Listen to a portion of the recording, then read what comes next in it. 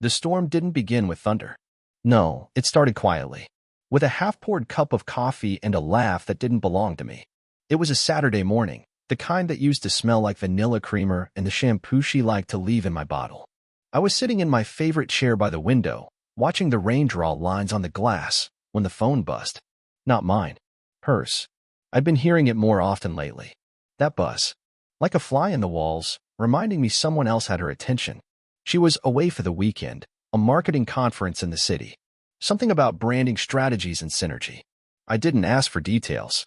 I didn't want to seem insecure. Besides, we trusted each other. At least, I thought we did. Until the text came through, bright and bold and carelessly cruel. Can't stop thinking about last night. No name.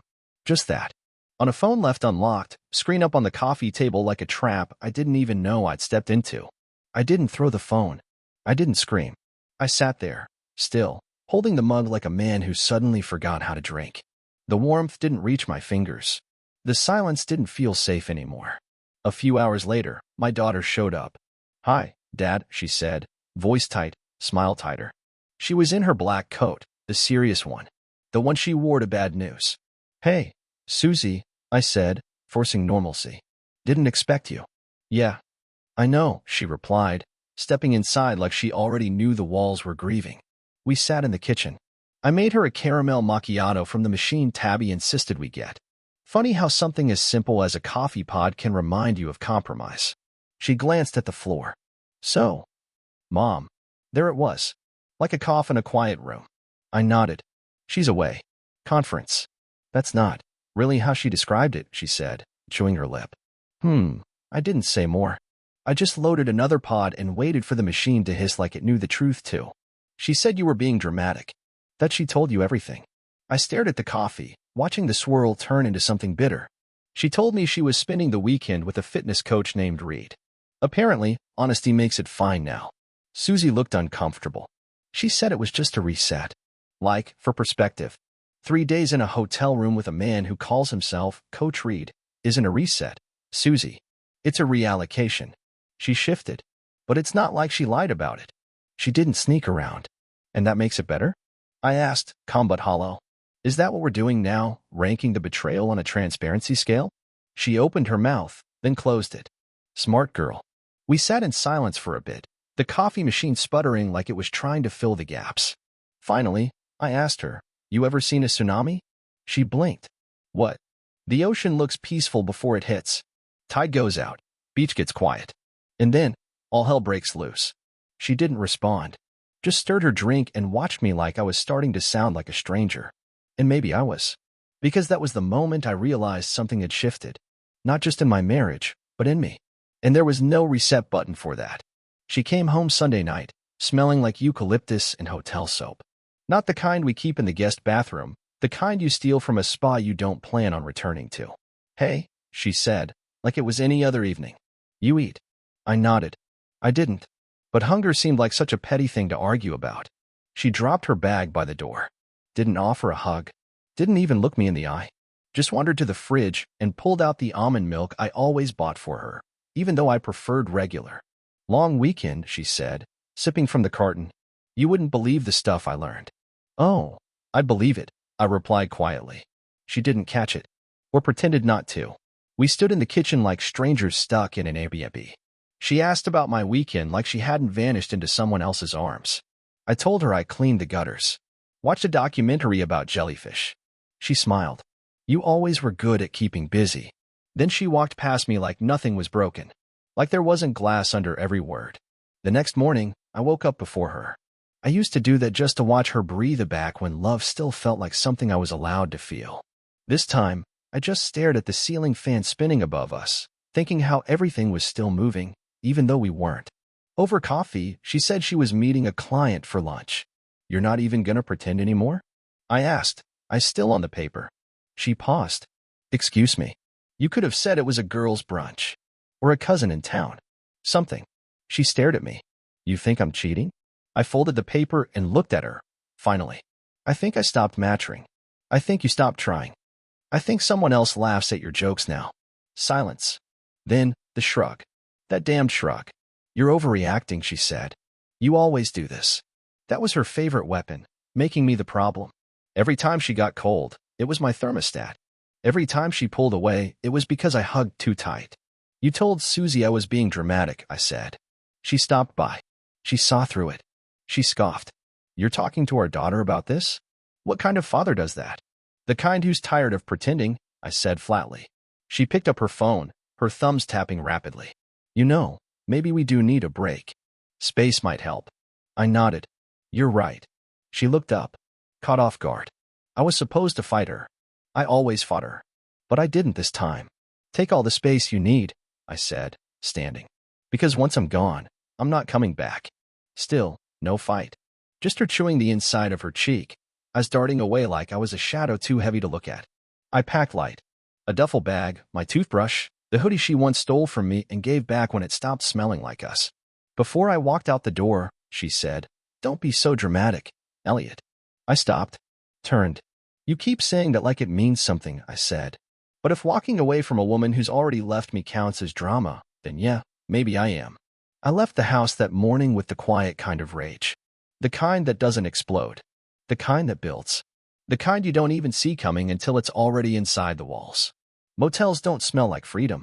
They smell like bleach and old regrets. Mine had a flickering porch light and a door that stuck when you closed it too hard. I didn't care. It wasn't home, but neither was the place I left behind. I sat on the edge of that rock-hard mattress with a takeout container balanced on my lap and the sound of local news murmuring from the TV. I wasn't watching it. I was watching the silence, listening to it, letting it fill the space where she used to speak. She didn't call, didn't text, didn't check to see if I was alive. You know what hits hardest? Not the betrayal, not the lies. It's the absence, the confirmation that you were optional the whole time. By day 2, I knew she wasn't coming after me, and part of me respected the honesty of that. At least now the pretending was over. But something else happened that day, something small, quiet, dangerous. I stopped waiting. I deleted our shared calendar, turned off location sharing, pulled the spare key from my key ring and slid it under a paper napkin in the motel lobby, just in case I ever forgot why I left. I called my sister. How bad is it? She asked before even saying hello. You remember that time I broke my wrist falling off the roof? I said, Yeah, this hurts worse. She exhaled. You want me to do something illegal? That made me laugh. First time in a while. Not yet, I said. But keep the ski mask handy. I told her the short version. She already knew most of it. Sisters always do. They read between the silences. Elle, she said quietly. This woman, you built your whole life around her. And she's acting like she misplaced a pair of gloves. Yeah, I said. Leather ones, maybe. But nothing with sentimental value. That night, I started taking stock. Not of what I lost, of what I still had. 3 old friends who hadn't picked sides yet. A job that didn't ask questions. A truck that ran better than it looked. And a memory sharper than she ever gave me credit for. She called me boring. Routine. Predictable. But here's the thing about men like me, we notice. We remember. We don't react fast, but when we do, it's with precision. That's when I opened the folder. The one I started 6 months ago. Not because I was suspicious, but because I had a gut feeling that the sender wasn't holding. Text logs. Hotel receipts. Her fake smiles and tagged photos. A strange charge from a seafood place she swore she hated. I wasn't building a case. Not yet. I was building clarity. Quietly. Methodically. Like a man fixing the foundation of a house everyone else thought was fine, until it collapsed. The truth wasn't a lightning strike. It was erosion. And I was done trying to hold back the tide with a teaspoon. I didn't expect to see her again so soon. Not in person, at least. 3 days after I left, I stopped by the house to pick up some mail and a pair of shoes she never let me wear inside. I figured she'd be at work or, more likely, at some place where people laugh a little too loud over drinks they don't finish. But as I pulled into the driveway, there she was, standing by the front window, framed like a portrait in a museum I no longer had access to. She didn't flinch when she saw me. Didn't wave. Didn't move. Just stared like I was the one who didn't belong anymore. And maybe I didn't. Maybe I'd already become a ghost in a house I paid for. I didn't go to the door. Just walked around the side of the house, retrieved my package from the porch bench, and turned to leave. That's when I heard it. The door opened. Then her voice, light, casual. So, this is how it's gonna be? I turned slowly. She wore my sweatshirt. Not hers. Mine. The one with the hole in the sleeve and the faded logo. The one she used to sleep in when things were good. Which part? I asked. The part where I pretend not to exist? Or the part where I finally stopped playing along? She sighed like she was tired of me. Like I was the burden in this whole mess. You just left, Elliot. No warning, no conversation. You think that's fair? I tilted my head. And calling me dramatic while you were on a hotel retreat with your branding coach, that was fair? She folded her arms. Defensive. Classic. That wasn't what you think it was. Don't tell me what I think it was, I said, voice flat. I've got photos. Receipts. I've got the laugh you use when you're lying and the look you give when you're proud of it. She blinked, caught off guard. I pressed on. You didn't expect me to leave. You expected me to fold. Like always. She didn't deny it. Do you even feel bad? I asked. I didn't mean for it to happen this way. No one ever does, I replied. But here we are. She looked like she wanted to say more. Maybe something mean. Maybe something that sounded like an apology but wasn't. Instead, she just walked back inside and shut the door like she was closing the final chapter. Except it wasn't final. Not yet. Back at the motel, I opened the folder again. This time, I didn't just skim. I studied. Her Instagram stories from the past year, all archived, all harmless at first glance. But when I lined them up next to her travel receipts, the story started to write itself. A client dinner in Millbrook? Same night as a photo of her holding a wine glass on a balcony that didn't belong to any hotel we'd stayed at. A weekend wellness retreat that coincided with a tagged location on her friend's profile when she untagged herself from hours later. Then came the emails. She used to leave her work laptop open all the time, and I never snooped. Not until she left her Google Drive linked and forgot to unlink it. I wish I could say I hesitated before clicking, but I didn't. Inside a shared folder was a series of pitch decks, campaign notes, and a PDF titled Weekend Brief, RC. My hands didn't shake. My heart didn't race. I just opened the file. Inside? It wasn't work. It was a weekend itinerary. Dinner at 7, her favorite Italian place. Breakfast in bed, his turn to cook. Massage booking under Calder. His name. Not mine. Rory Calder. I recognized it instantly. From one of those harmless texts I once glimpsed when her phone buzzed mid-movie night. A joke, she said. Someone from work who had boundary issues. She told me to stop being insecure. Turns out, I should have started being suspicious. I looked him up. Smooth smile. TEDx speaker. A guy who uses the phrase emotional intelligence like it's a magic trick. The type of man who quotes Rumi and probably refers to himself as a safe space. And somehow, this was the upgrade. I sat in the silence of that motel room for a long time, watching the cursor blink like it was daring me to react. But I didn't scream. I didn't punch the wall. I just opened my notebook and began writing down names. Dates. Places. I wasn't building a scrapbook. I was building a blueprint. Because if there's one thing betrayal teaches you, it's how to document the crime scene. The next night, I went to dinner. Alone.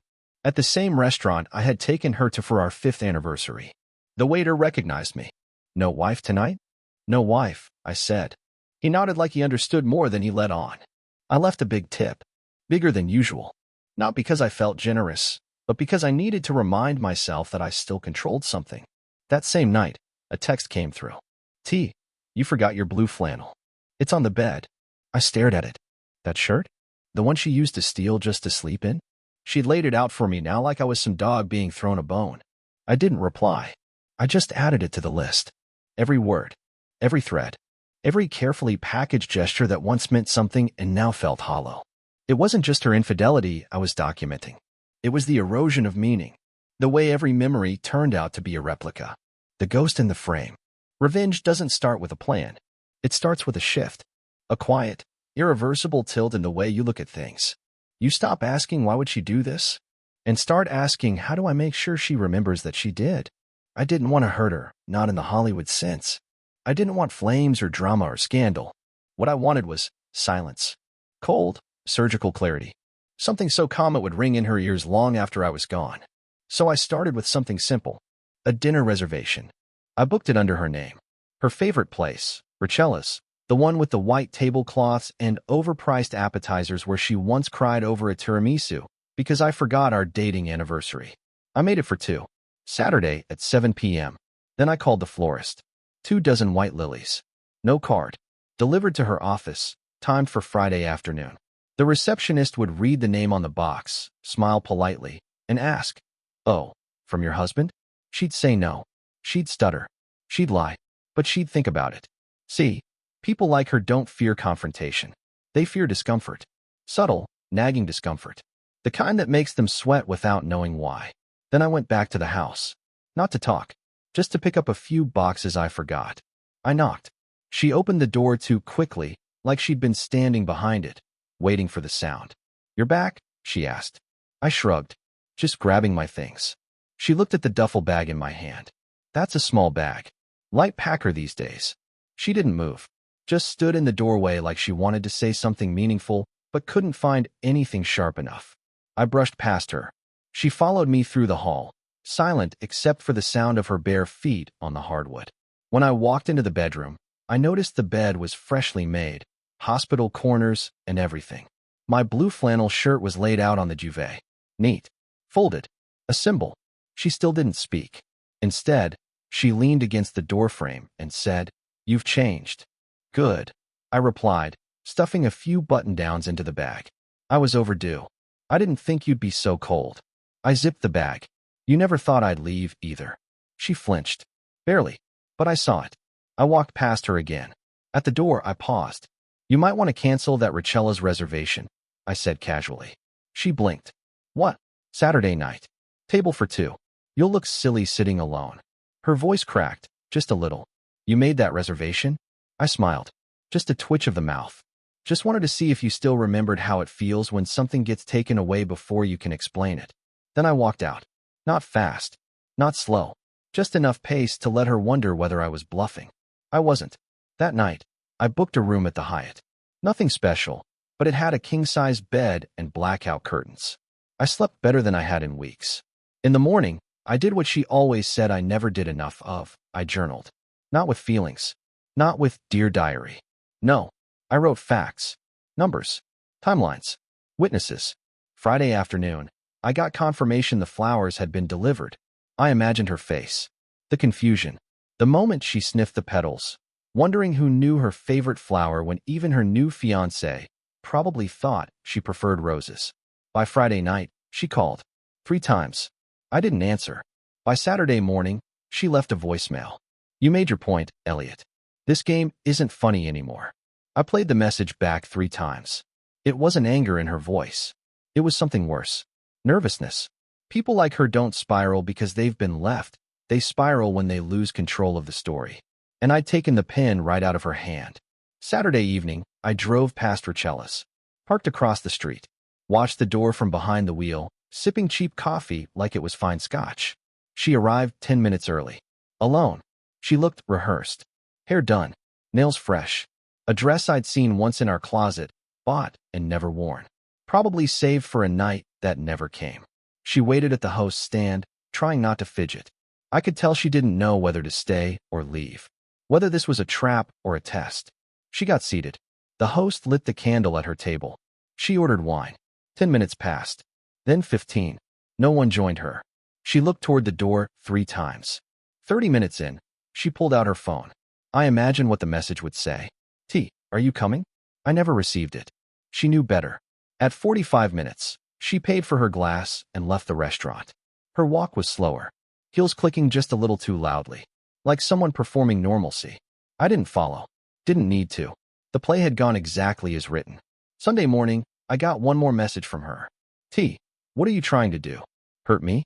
No, I wasn't trying to hurt her. I was reminding her that I existed. That the man she thought she could erase still had enough presence to change the tone of her weekend with a single reservation and a well-placed bouquet. And the best part? I hadn't raised my voice. Hadn't exposed her affair. Hadn't even told a soul what she'd done. Not yet. This wasn't revenge. Not yet. This was rehearsal. The dress rehearsal for a finale she didn't even know she'd been cast in. Revenge is never improvised. Not real revenge. The kind that leaves a quiet dent in someone's future. No, that kind is built slow. Like pouring concrete. One quiet, calculated layer at a time. And I was mixing the last batch. The difference between a man who reacts and a man who plans? One gets loud. The other gets remembered. I became the second kind. Monday morning, I got up early, shaved, ironed a shirt. Not because I had a job interview, because I was going to meet the man she'd risked everything for. Rory James Calder. I already knew more about him than he'd want me to. Where he worked, what car he drove, which overpriced gym he pretended to sweat at twice a week. He wasn't hard to find. These guys never are. They live online, posting playlists about grind culture and photos of rare bourbon they don't know how to drink. That morning, he was parked outside a co-working space with a smoothie in one hand and his phone in the other, probably texting my wife some clever line he'd recycled from a rom-com. I didn't approach him. I left an envelope. Right there. On his windshield. No return address. No note. Just a photo. One I'd taken myself, weeks earlier. From the hotel window. Him and her. Outside his car. That kiss. That laugh. Her hand on his chest like she'd never had a husband waiting at home. I watched from my truck as he stepped out, puzzled. Picked it up. Turned it over. Then froze. He looked around like a man trying to figure out whether he'd just been targeted or warned. Good. Let the confusion settle in. Let it itch under the skin. Let him wonder what else I knew. Because the truth is, I didn't care about him. Not really. He was just the instrument. The trigger. The catalyst. He wasn't the betrayal. He was just the convenience she chose to betray me with. Still, it helped to remind him that his actions had made him visible. And being visible to someone like me isn't always safe. Back at the motel, I poured myself a cup of burnt lobby coffee and stared out the window. The trees were still bare from winter. It felt appropriate. The kind of dead quiet you only get before a thaw. That's when the phone buzzed. Unknown number. We need to talk. No name. I responded with 2 words. We did. It buzzed again. This is Rory. I let it sit. A minute passed. Then 2. I didn't know she was still married. There it was. The first tremble of guilt. Or maybe panic. I replied, finally. You didn't ask. His response came quick. I thought you two were done. She said you'd been separated for months. I almost laughed. She also said I was boring. That didn't stop you. ... Typing bubble. Then nothing. Silence. That was fine. Let him stew. I turned off the phone and let the day drift by, slow as a funeral march. I wasn't angry. Not anymore. That stage had passed. This was something cooler. Cleaner. I wasn't chasing justice. I was building memory. The kind that sticks. That evening, I drove back to the house not to see her, but to see what she left out. It was empty. Not literally. Her things were there. The throw pillows. Her shampoo. That weird little jade plant she swore was low maintenance, but always looked half dead. But the house itself, it was empty of effort. The photos? Replaced. The one of us on the shelf near the stairs from our trip to Santa Fe? Gone. In its place? A generic landscape print of some mountain she's never even climbed. Symbolic. I walked into the kitchen and opened the drawer where we used to keep the couple's stuff, old cards, keys to places we no longer visited, takeout menus with greasy fingerprints from lazy Friday nights. Cleaned out. White as bone. She was preparing the stage. Wiping me out of the frame. But she missed something. One drawer. Near the back. Stuck a little when you pulled it. Inside was a printed draft of her wedding vows. Not to me. To him. I shouldn't have read it. But I did. With Rory, I feel seen. With Rory, I feel alive. The kind of words people write when they're trying to rewrite their own history.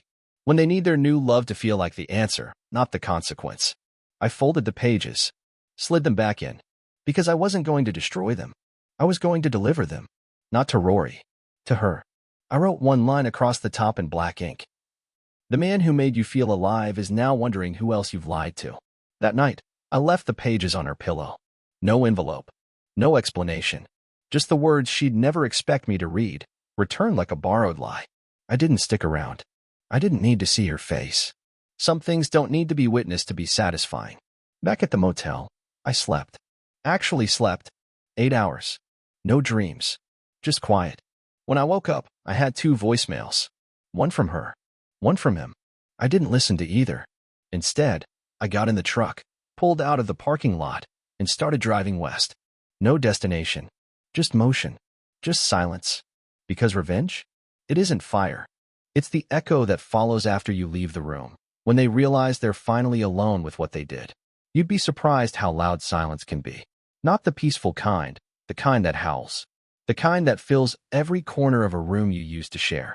The kind that turns casual conversations into minefields of things not said. After I left that final note on her pillow, I stopped responding to anything. Her calls, his texts, even the ones from mutual friends trying to play both sides like diplomats in a crumbling treaty. I became vapor. Not gone, just ungrabbable. And that drove her insane. Because for people like her, the worst punishment isn't being yelled at. It's being unseen. Being left with only their own reflection, and no one to blame it on but the mirror. I started hearing things through the grapevine. She canceled the engagement party. Told friends it was postponed due to logistics. Rory's co-workers said he hadn't been himself, snapping at people, skipping meetings. Rumors started. That she cheated. That she lied. That maybe I hadn't been so boring after all. I'd just been steady. And let me tell you something. In the chaos economy of modern love, steadiness is a currency nobody appreciates until the market crashes. She showed up at the motel, unannounced. I heard the knock around 7 p.m., 3 polite taps, like guilt dressed up in courtesy. I opened the door just enough to see her face. No makeup, just tired eyes and the ghost of someone who used to feel invincible. I just want to talk, she said. I don't, I replied. She flinched. I know I hurt you. I know I destroyed something that mattered. I didn't think you'd disappear. That's the difference between us, I said. You always assumed I'd stay. She swallowed hard. You don't get it. Rory, he was new. He made me feel like I didn't. I cut in. She opened her mouth, closed it again. Then softly, like I didn't know how to ask you for more. I let that sit. Then, you didn't ask. You replaced. She blinked, but no tears came. Maybe she was all cried out. Maybe she still hadn't earned them. I'm not with him anymore, she said. I'm not surprised.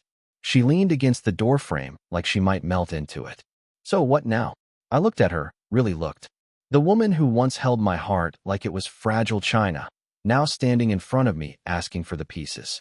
You already chose your next chapter, I said. You just didn't expect it to start without me. She stepped back like I'd slapped her with a feather dipped in regret. And I closed the door, softly. Because I wasn't cruel. Just done. I didn't post anything. Didn't subtweet. Didn't gloat. I just lived. I moved into a small apartment above a bookstore 2 towns over. No one knew me there. No expectations. Just quiet shelves and the sound of pages turning. I started running again. Cooking for one. Sitting in cafes with a pen and a notebook instead of a phone and an apology waiting to be texted. Some nights, I'd pass by a wedding venue or a restaurant we once loved. And I wouldn't flinch. Because healing doesn't always come with closure. Sometimes it just arrives as indifference. Rory, he vanished. His podcast went dark. His Instagram got wiped. She went quieter too. I'm sure people asked. I'm sure she told some half-truth, smoothed over the timeline. She was good at that. But you can't Photoshop memory. And I know, that every time she hears white lilies mentioned, or sees someone sitting alone at a two-top by a window, she'll think of me. And that's enough. People think revenge needs to be loud. It doesn't. Sometimes, revenge is just being okay without the person who expected you to fall apart. It's the sound of your own footsteps walking away while they stand frozen in a version of the story they can't rewrite. And me? I'm not bitter. Not broken. Just rebuilt. Stronger. Quieter. A little wiser. You don't get the old me back after betrayal. You get the man who came out the other side. And he's not here to make you regret it. He's here to make sure you never forget it.